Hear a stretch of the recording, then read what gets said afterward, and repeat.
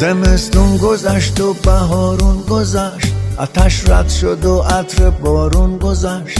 نه غم موندنی بود و نه سرخوشی، چه شیرین چه تلخ، سخت و آسون گذشت.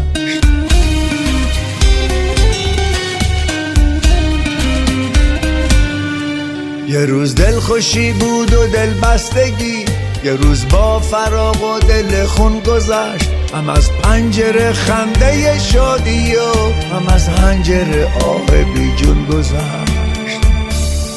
چه روزا که جز بی نیازی نبود، چه شبها که با حسرت نون گذشت.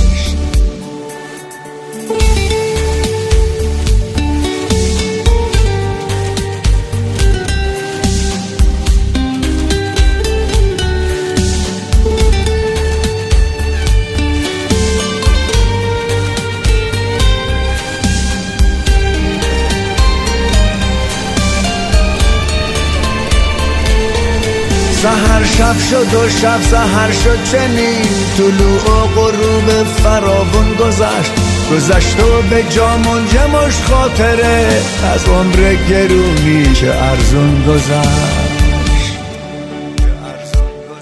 زمستون گذشت و بهارون گذشت، آتش رد شد و عطر بارون گذشت.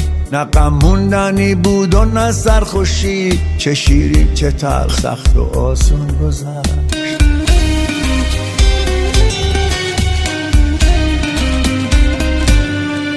یه روز دلخوشی بود و دلبستگی، یه روز با فراق و دل خون گذشت. هم از پنجره خنده شادی و هم از حنجره آه بی جون گذشت.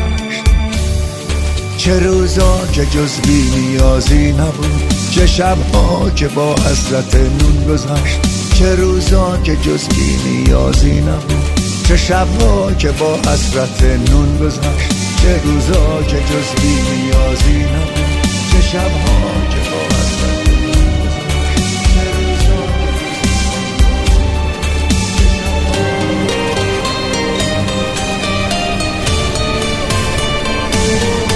سحر شب شد و شب سحر شد چنین، طلوع و غروب فراوون گذشت.